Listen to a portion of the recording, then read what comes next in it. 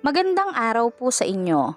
Narito na po ang ika-36 na yugto ng ating kwento, ang nakaraan. Matapos ang awards night ng Golden Screen Festival, maraming naglabas ang issue tungkol kay Athena. Nakatanggap din ng tawag si Athena mula kay Director James.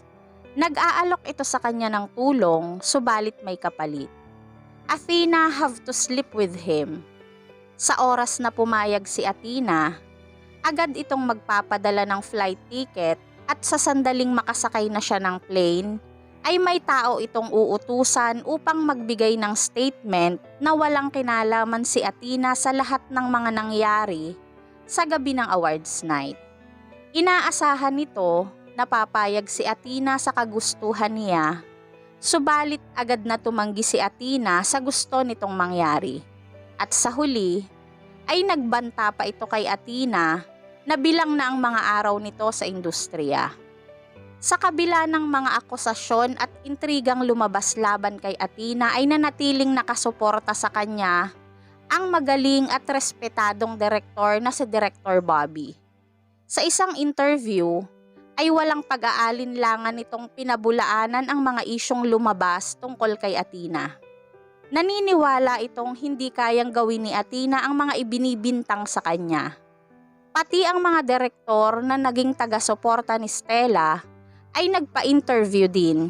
Naniniwala din ang mga ito na hindi magagawa ni Athena ang mga akusasyong iyon sa kanya. At dahil doon, nakapagdesisyon si Athena na gumawa ng legal na hakbang laban sa anumang malisyosong komento na patungkol sa kanya na may kaugnayan sa kumalat na sex scandal. Ang sino mang individual na patuloy na nagpapakalat ng maling impormasyon will be served with a lawyer's letter. Pero bago po tayo magpatuloy, paki-like po ng ating video, paki-click din po ng subscribe button, gayon din ang notification bell icon para laging updated sa mga susunod na uploads ng ating kwento. Sabay-sabay po nating pakinggan ang ika-36 na yugto ng ating kwento, You Are the Reason.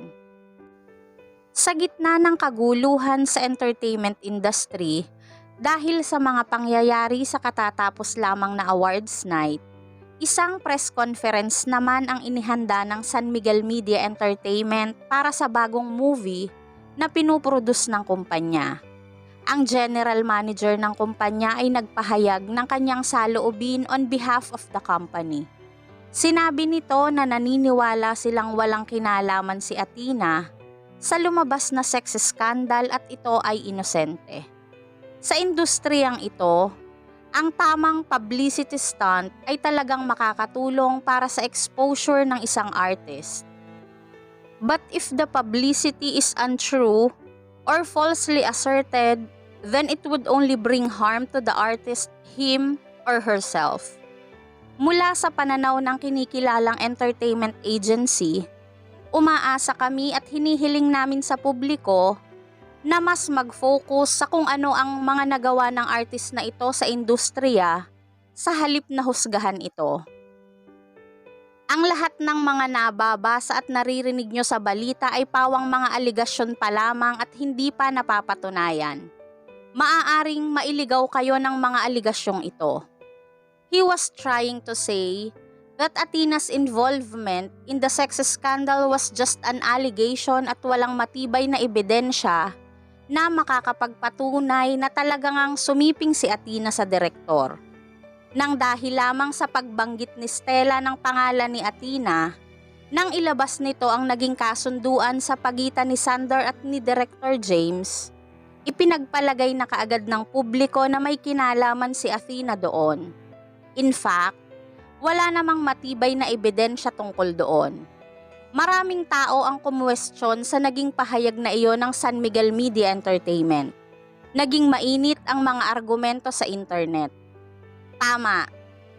Wala ngang matibay na ebidensya at siguradong si Stella at Sander ang may kagagawa ng lahat ng iyan para i-frame up si Athena. Para dun sa mga nagsasabing nakatanggap lang ng award si Athena matapos niyang makisiping sa naging judge ng event, Ibig sabihin, ang ibang artist na nakatanggap din ng award ay nakisiping din sa mga judges? It's ridiculous. Samantala, natanggal na sa kumpanya si Sander. Hindi na ito ang presidente ng Global Entertainment. Matapos ang meeting ng pinakamatataas sa kumpanya, nang dahil sa mga naunang naging desisyon ni Sander, nalagay sa hindi maganda ang reputasyon ng kumpanya. Kung patuloy na mananatili ito sa kumpanya, ay lalo lamang lalaki ang kakaharaping problema ng kumpanya kaya nagdesisyon ang mga ito na putulin na ang kaugnayan nila kay Sander. Masaya naman si Stella nang malaman nito ang tungkol doon. Sinabi ko naman sa'yo, hindi pa lalampasin ng mga matandang iyon ang ginawa ni Sander. Dahil siya ang naglagay sa akin sa gulong ito, tama lang na mag-suffer siya kasama ko. Sabi pa ni Stella. Napailing na lang ang manager nitong si Harry. Nag-aalala ito sa nakikita nitong masidhing kagustuhan ni Stella na makapaghiganti. Stella, sa palagay ko, ikaw ang unang nagkamali. Hindi mabuti ang kalagayan ngayon ni Sander. Hindi mo ba siya gustong dalawin man lang? Pagkaraan ay sabi ni Harry kay Stella. Kasabay noon, ay inilabas nito ang cellphone at iniabot iyon kay Stella. Naisip nito na dapat iyong gawin ni Stella. Sinubukan ni Harry na kumbinsihin si Stella. Harry, what are you talking about? Gusto mong i-comfort ko si Sander ngayon? Siya ang naglagay sa akin sa gulong ito. He lied to me so that I would sleep with him. Sinabi niya na tutulungan niya akong maging pinaka-influential actress sa industriya. At dahil sa sinabi niyang iyon, kaya pinili kong manatili sa Global Entertainment. Galit na sagot ni Stella kay Harry. Stella, galit ka lang kaya mo nasasabi iyan. Hindi niya ako kayang bayaran para sa mga panahong nasayang ko kasama siya. Ang aking kabataan ay nasayang lang sa Global Entertainment. Patuloy na sabi pa ni Stella. Tanging ang kanyang sarili lamang ang dapat niyang sisihin para sa lahat ng nangyari. Nang mga sandali ding iyon, sinasabi ni Cheryl kay Athena ang tungkol sa magandang balita. Sa tingin ko, magkapareho ang naging katapusan ng magkapatid na Sander at George. Dagdag na sabi pa ni Cheryl. Kasabay niyon, ay biglang nag-ilaw ang screen ng cellphone ni Athena. Tumatawag si Sander. Sinubukan ni Athenang wag pansinin ang tawag na iyon, subalit patuloy siyang tinawagan ni Sander. Wala nang iba pang nagawa si Athena kundi sagutin iyon. Nakatayo noon si Joaquin sa tabi ni Athena. Napaupo ito sa tabi niya. Wala namang pakialam si Athena kahit malaman ni Joaquin na si Sander ang kausap niya. Hello? Malamig na sagot ni Athena. Athena, it's all over. Hindi na ako ang presidente ng global company. Ang mga nakatatandang miyembro ng board ay gustong sampahan ako ng kaso, kaya hindi na ako maaari pang manatili sa bansa. Nag-book na ako ng flight ticket and I'll be leaving the country soon. Well, that's your business. Goodbye. Maagap na sagot ni Athena. Sander had already become a stranger to her. No! Malakas na sagot ni Sander. Athena, kinuha na nila ang lahat sa akin. Hindi ko na maipagpapatuloy pa ang aking karera sa entertainment industry. Pero maaaring mabigyan pa ako ng isang pagkakataon sa ibang bansa kung hihingi ako ng tulong sa kapatid ko.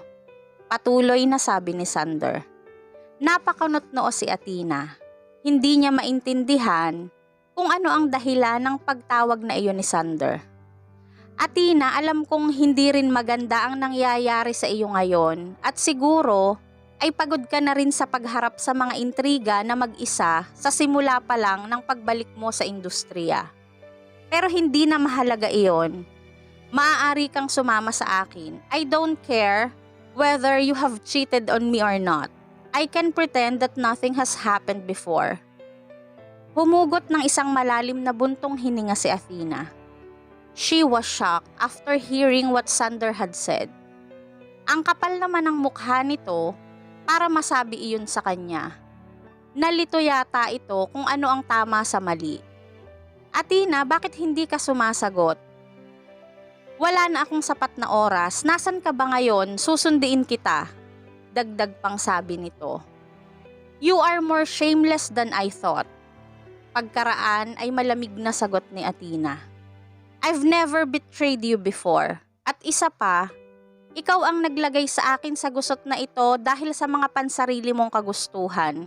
Ang lakas naman ng loob mong sabihin sa akin na handa kang magpatawad at isama akong umalis ngayon. Well, hindi ko na kailangan ang pagpapatawad mo. Tapos na tayo. Ang tanging naging dahilan ko lang kaya pinili kong manatili sa Global Entertainment ay upang makita ko kung paano masira ang reputasyon ng kumpanya. At hindi ako katulad ni Stella na dahil sa sobrang pagkamuhi ay handang ilagay ang sarili sa gulo para lang pabagsakin ka. Patuloy na sabi ni Athena. Habang kausap ni Athena si Sander, ay agad ding tinawagan ni Joaquin ang kanyang sekretary. I heard that the president of Global Entertainment will be replaced. Can you please check it out? Ang boses nito ay hindi mahina at hindi din naman kalakasan pero sapat na para malinaw iyong marinig ni Sander sa kabilang linya. Sinong kasama mo ngayon? Agad nitong tanong. Malinaw nitong narinig ang boses ng isang lalaki at narinig din niyang binanggit nito ang pangalan ng kumpanya. Marahil ay talagang may maimpluwensyang tao na tumutulong kay Athena. Hindi nagkamali si Director James. You are a bitch. Nagpapanggap ka lang na inosente pero ang totoo, mas malala ka pa kay Stella. Well, it's none of your business. Sarkastikong sagot ni Athena. You're so cruel. We almost got married a few months ago. Tama, magpapakasal na sana ako sa'yo, pero mabuti na lang at hindi iyon natuloy. Napakasayo ko ngayon. Pagkasabi noon ay tumingin siya kay Joaquin. Alam na niyang iyon ang tamang oras para malaman nito ang totoo. Kung hindi, hindi siya nito titigilan. Athena, pakiusap, huwag ka nang magalit. Sa palagay mo, may magmamahal pa kaya sa'yo? Sira na ang reputasyon mo. I'm married. Huwag mo na akong guluhin pa. Pagkaraan ay sagot nito kay Sander. Hindi maniwala si Sander sa sinabi ni Athena. Natatawa itong muling nagtanong kay Athena. At sinong naglakas ng loob na pakasalan ka? Hindi direktang sumagot si Athena. It's none of your business. We're over. Kalmadong sagot niya dito. Sander never expected things would end that way. Alam niyang hindi magbibiro si Athena sa mga ganoong bagay. It felt like his heart had been torn apart and he was filled with regret. Ang akala ni Sander ay patuloy na maghihintay sa kanya si Athena. Paanong agad ay nagpakasal na ito sa iba. Hindi niya matanggap ang katotohanan iyon. Ang inaasahan niya ay babalik sa kanya si Athena sa oras na hilingin niya itong makipagbalikan. Hindi niya talaga akalaing magagawa ni Athena na magpakasal sa iba. Alam ko na, siguro nagpakasal ka sa isang pangit na matanda. Mayaman ba siya? Can he satisfy you in bed? Sarkastikong muling tanong nito kay Athena. Sander, you're disgusting. Sigaw ni Athena sa kabilang linya. Sander was indeed a disgusting person. Naisip nitong magagawa ni Athena na matulog kasama ng kung sino para lang makuha ang gusto nito. Hindi niya magawang irespeto si Athena at subukang lumagay sa kilagayan nito. Kung ganon, sabihin mo sa akin kung sino ang pinakasalan mo. Ayaw talagang maniwala nito sa sinabi ni Athena. Kaya patuloy pa rin itong nagtanong. Nang makita ni Joaquin ang ekspresyon sa mukha ni Athena, hinagip nito ang kamay ng asawa at saka nagsalita. Let's meet him together. I'll make him give up on you. Sa totoo lang, pinlano na talaga ni Joaquin na gawin iyon. Gusto niyang tulungan si Athena upang tumigil na si Sander. Hindi na sinagot pang muli ni Athena ang tanong na iyon ni Sander. Sa halip, ay sinabi niya dito na si Cheryl na lang ang makikipag-usap sa kanya. Pagkasabi noon, ay kaagad na rin niyang ibinaba ang telepono. Nang maibaba niya ang telepono ay hinarap niya si Joaquin at sinagot ito, "You don't have to." Humigpit ang pagkahawak ni Joaquin sa kanyang kamay at muling nagsalita. "Alam mo ba kung ano ang nararamdaman ko nang marinig ko ang sinabi niya sa'yo? Athena, hayaan mong protektahan kita." Tahimik na lumabas si Cheryl nang mapansin itong kailangang mag-usap ng dalawa nang sila lang dalawa. Natouch naman si Athena sa sinabing iyon ni Joaquin. Tumango na lamang siya bilang pagsang-ayon dito at niyakap si Joaquin. "Gusto ko lang naman ay huwag ka nang mag-alala sa mga ganitong bagay," bulong niya dito. Nang marinig naman iyon ni Joaquin ay napangiti ito. Mahigpit niyang niyakap si Athena. "You may not know how it feels for a man to be able to protect his woman. Para sa akin, it's a sense of recognition." Parehong nagkatinginan silang dalawa. Both of them could see trust in each other's eyes. Tahimik na nakatanaw si Athena sa labas ng bintana ng sasakyan. Tumawag ang sekretary ni Joaquin para ipaalam dito na dumating na si Sander sa restaurant. Paunahin mo na siyang makapasok sa loob. Pagkaraan ay utos nito sa sekretary. He would not make any grand arrangements para lang kay Sander. Ang restaurant na iyon ay ang madalas nilang puntahan ni Athena. Tumigil ang sasakyan nila sa entrance ng restaurant at malinaw na nakikita ni Sander iyon mula sa kinauupuan nito. Dahan-dahang bumaba si Athena mula sa sasakyan. Matamis na ngumiti ito sa lalaking katabi niya nang magkatinginan ang dalawa. Agad namang nakaramdam ng galit at pagsiselo si Sander sa nakitang iyon. Hindi makita ni Sander ang mukha ng kasamang iyon ni Athena mula sa anggulo kung saan siya nakaupo. Subalit nakikita niya ang matangkad at maskulado nitong pangangatawan. Napakunot noo si Sander. He assumed that Athena had definitely cheated on him. Such a bitch, bulong nito. Tumingin siya sa paligid ng restaurant at saka sumigaw ng may paghamak. "Hindi masarap ang pagkain niyo dito. Wala nang gustong magpunta pa sa restaurant na ito." Ang waiter na noon ay nakatayo malapit sa kanya ay magalang na sumagot. "Sir, I think you've misunderstood. Pina-reserve po ni Mr. San Miguel ang buong restaurant na ito." Natigilan si Sander. Magkano lang ba ang magagastos para i-book ang isang buong restaurant? Tanong ng isip niya. Talagang handang gumastos ito para lang magyabang sa kanya, sabi niya sa sarili. Ngayon ay mas lalo siyang naging interesado kung sino ba ang lalaking iyon. Hindi na siya pinansin pa ng waiter. Nag-angat ng paningin si Sander nang makarinig siya ng mga footsteps. Tiningnan niya si Athena. At si Joaquin? Joaquin San Miguel? Natigilan sa pagkabigla si Sander. Imposible. Paano nangyari na ang presidente ng San Miguel Media Entertainment ay ang asawa pala ni Athena?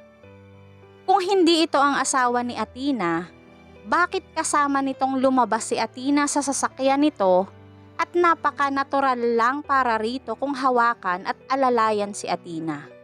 Napatungo muli si Sander nang maisip niya ang mga pinagsasabi niya kay Athena kaninang magkausap sila sa telepono. Napakalaki ng diferensya ng social status sa pagitan ni Sander at Joaquin. Joaquin could easily make Sander suffer if he wished to. Naupo si Athena at Joaquin habang patuloy pa ring natitigilan si Sander. Halos manginig ang buong katawan ni Sander ng sandaling iyon.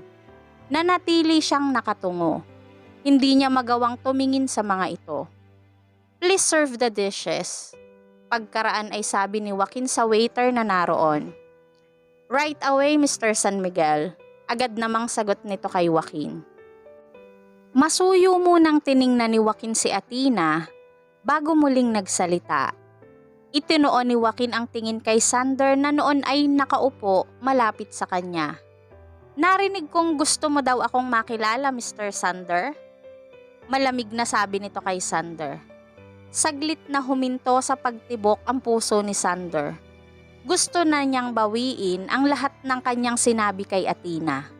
Sa katulad ni Joaquin na kilala at napaka-maimpluwensyang tao, maiisip nito na ang naging pag-uugali at kilos ni Sander ay kahiya-hiya at maaaring ikumpara sa isang uneducated person. He could only look at Sander in disdain. No, this was definitely not true. Nananaginip ba siya? How could it be possible for him to marry Athena? Patuloy na pagtanggi ng utak ni Sander. Hanggang sa mga oras na iyon ay hindi pa rin ito makapaniwala sa mga revelasyon sa harap niya. Tumuwid siya ng pagkakaupo. Nag-uunahang pumatak ang malamig na pawis mula sa kanyang noo. Hindi niya makuhang tumingin kay Joaquin, lalo na ang mag-enjoy na kumain kasama ang mga ito. Hindi ko agad naalala. I still have something to attend to. Kailangan ko nang umalis, kinakabahang sabi niya sa mga ito. Bahagya niyang iniusod ang inuupuan niya at aktong aalis na sana siya nang muling magsalita si Joaquin. Paalis ka na agad? Matalim ang tingin nito kay Sander. Maagap namang humarang ang nakatayong waiter upang pigilang makaalis si Sander. Si Sander ang may gustong makipagkita kay Joaquin, kaya hindi ito dapat na magdesisyong umalis na kaagad. Mr. Sander, hindi ba't gustong-gusto mo akong makilala? Bakit ngayon ay aalis ka na agad nang hindi man lang nakikipag-usap sa akin? Obviously, there was a hidden meaning between his lines. Bigla ay bumilis ang tibok ng puso ni Sander. Pinagsisisihan na niya ngayon ang kanyang mga nasabi at ginawa. Agad siyang nag-apologize kay Joaquin. I'm sorry, President Joaquin. Talagang wala akong alam na ikaw at si Athena ay... I'm really sorry. Hahanap ako agad ng reporter at tetestigo ako para kay Athena. Sasabihin ko sa publiko na wala talaga siyang kinalaman kay Director James. Naisip ni Sander na maaari niyang maisalba ang kanyang sarili pag ginawa niya iyon. Subalit, hindi siya pinansin ni Joaquin. Muli itong nagsalita. Well, that's not necessary. Madali lang para sa akin ang isettle ang mga ganyang bagay. Kung hindi dahil ni Athena, hindi magkakaroon ng pagkakataon si Sander makasabay kumain ng isang Joaquin San Miguel. Sa umpisa pa lang, ay ayaw na talaga ni Athena na tulungan siya ni Joaquin. Walang media reporter ang mangangahas na i-publish ang kahit na anong balita tungkol kay Athena kung alam ng mga ito na siya ang asawa ni Joaquin. Ang confidence ni Sander ay agad na nasira ng mga salita ni Joaquin. Alam niyang ang kanyang mga ginawa ay walang kwenta dahil napaka-influential person ni Joaquin sa industriya. Napalunok si Sander. Tumingin siya kay Joaquin and he felt uncomfortable. Pumayag lang ba itong makipagkita sa kanya para lang ipahiya siya? Naisip ni Sander. President Joaquin, anong gusto mong gawin ko? Pagkaraan ay tensyonadong tanong niya dito. Hindi sumagot si Joaquin. Ipinaubaya nito kay Athena ang pagpapasya. Masuyo itong nakatingin kay Athena. Nang mga sandaling iyon, agad niyang naunawaan na tinutulungan nito si Athena na maghiganti. Gusto ni Joaquin na mapahiya siya sa harap ni Athena. Pero totoo kayang in love ito kay Athena? Naisip ni Sander na ang magiging tanging rason lang ni Joaquin para ma-inlove kay Athena ay dahil sa bata pa ito at maganda. Maging ganoon pa rin kaya ang pagtrato nito kay Athena kapag umidad na ito o kapag napagod na si Joaquin dito? Naisip niya, siguro ay nagmakaawa si Athena kay Joaquin at humingi dito ng tulong para makipagkita sa kanya. Men like to seek pleasure from different girls. Iyon ang naging batayan ni Sander, kaya hindi ito makapaniwala na totoong in love si Joaquin kay Athena. Napasulyap si Athena kay Sander. Alam niya kung ano ang nasa isip nito, pero hindi siya obligado na bigyan ito ng kahit na anong explanation or prove anything to him. Athena, sabihin mo na. Sabihin mo na kung anong gusto mong gawin ko. Hindi ko talaga inaasahang makakaya mong gumawa ng ganitong klase ng trick. Muli ay naging arogante ito. Hindi ko kailangang gumawa ka ng kahit na ano. Dahil matagal na tayong tapos. Pagkasabi noon ay tumingin ito kay Joaquin. Ayaw ko lang naman na mag-alala sa akin ng asawa ko. Dagdag pang sabi ni Athena. Oh, talaga bang kasal na kayo? Bakit wala man lang nabalita tungkol doon? May pagyayabang itong ngumiti. Sa palagay ko, nagsisinungaling kayo sa akin. We got the marriage certificate on the 27th of June. Direktang sabi ni Athena kay Sander. Bigla ay may naalala si Sander. He was shocked. Iyon ang araw na dapat ay kukuha sila ng marriage certificate ni Athena. However, he slept with Stella in Athena's apartment on the night before their marriage registration. At pagkatapos nga ng insidenteng iyon, ay nagawa pa niyang makiusap kay Athena na tulungan si Stella sa pag-arte nito. Memories of the past flash across Sander's mind. Imposible ito. Talaga bang siya ang asawa mo?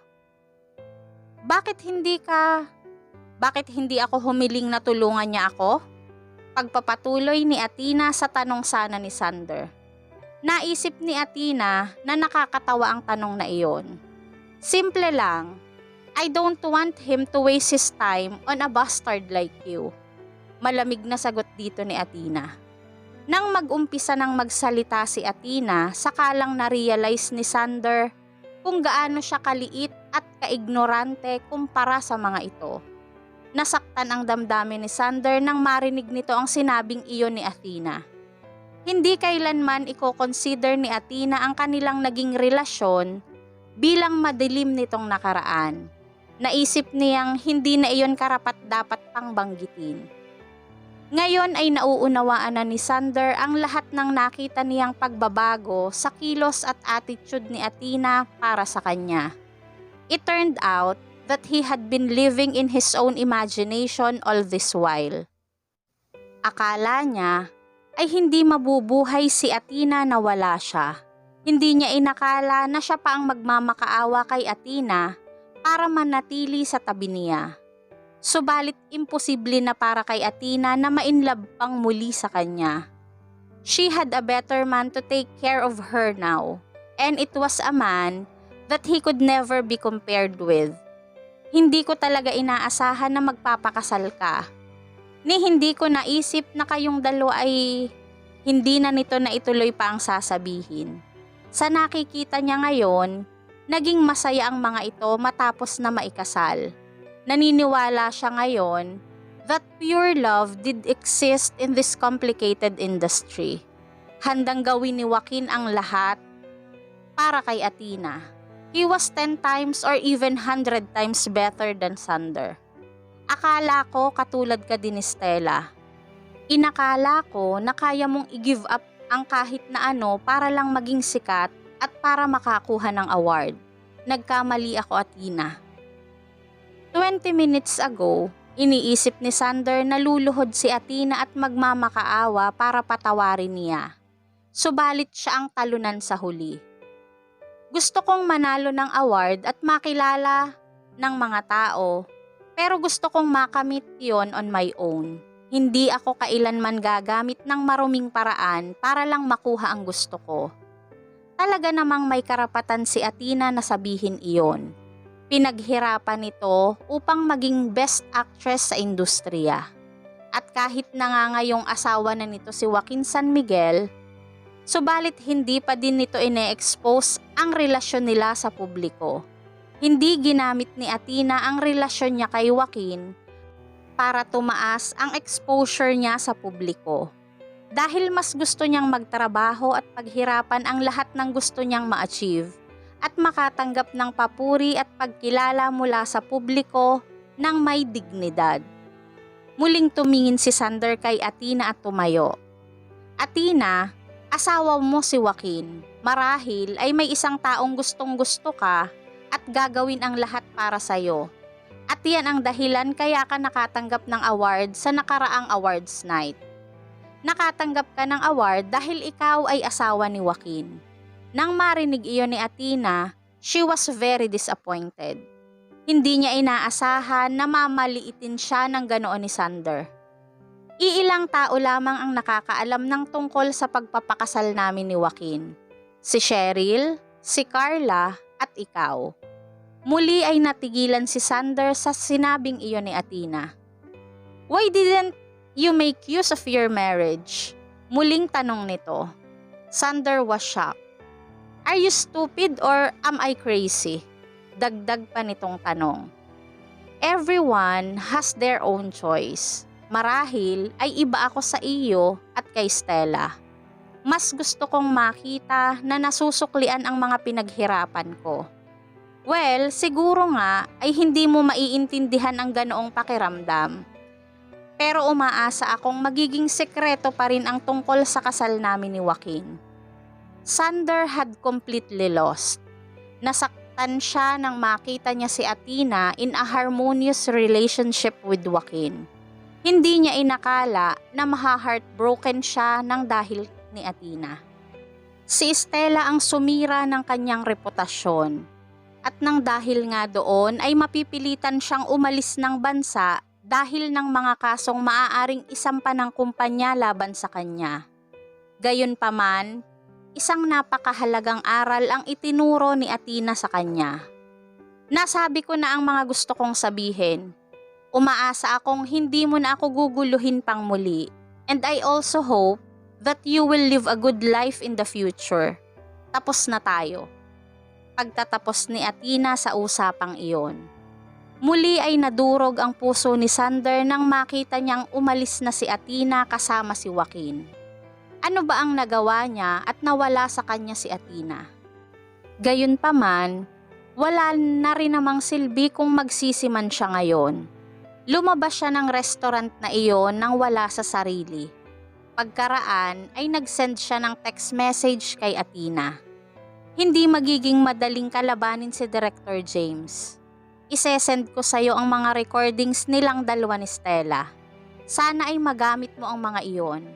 I wish you happiness, Athena. Matapos niyang maisend iyon ay binura na niya ang number ni Athena mula sa kanyang cellphone. Nakita ni Athena ang text message ni Sander at agad din niyang ipinasa iyon kay Cheryl. Tiningnan ni Athena ang lalaking nasa tabi niya. Pagkatapos ay bumulong siya dito. Joaquin, salamat sa pagsama mo sa akin. Gagawin ko ang kahit na ano para sa'yo. Agad namang sagot nito sa kanya. Pagkasabi niyon ay hinalikan siya nito sa noo. Hindi naging madali para kay Athena na makalusot sa gusot na iyon. Si Stella at si Director James ay hindi nila matagpuan at si Sander naman ay tinanggal na sa kumpanya. Walang manager si Athena at si Cheryl na lamang ang nag-iisang nakakatulong niya sa mga sandaling iyon. Napakahirap na pigilan ang mga rumors na iyon. Sinubukan ni Cheryl na i-share ang mga recordings na ipinasa ni Sander sa mga reporters. Mabuti na lang at may isang reporter na tumugon sa mga iyon. Ang reporter na iyon ay may picture ng direktor na naglalakad patungo sa hotel na kasama si Stella. Nang kuna nito ang picture na iyon ay hindi nito na-realize na si Stella ang babaeng kasama ng direktor. Athena, mapapatunayan natin sa pamamagitan ng picture na ito na nakisipi nga si Stella kay Director James. At isa pa, wala ka sa bansa ng mga panahong iyon. Idagdag pa ang katotohanan na hindi ka naman nabanggit sa recordings na pinadala ni Sander. Ang mga picture naman na in-expose ni Stella ay ang negotiation sa pagitan ni Sander at ni Director James. Naging biktima ka lang. Mahabang paliwanag ni Cheryl kay Athena.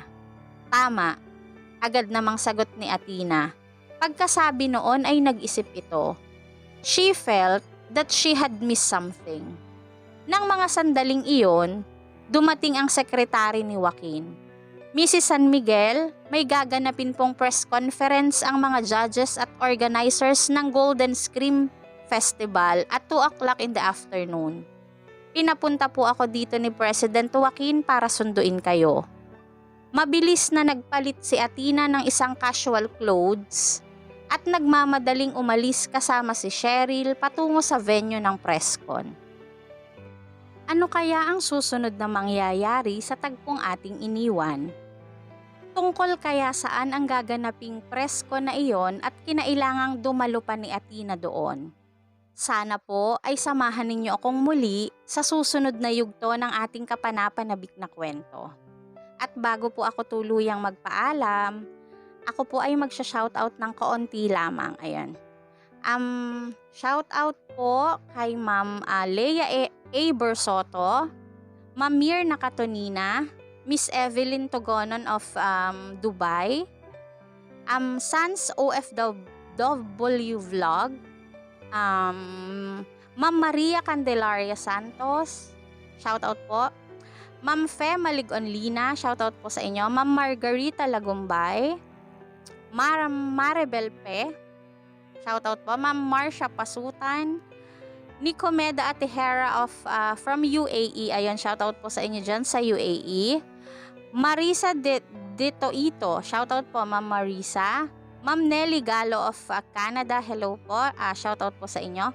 Ma'am Marilu Panerio, Fatima Double K, Gloria Abejero, shoutout po Ma'am Gloria. Vladimir Casimo, Flerida Lobaton, ayun, shoutout po.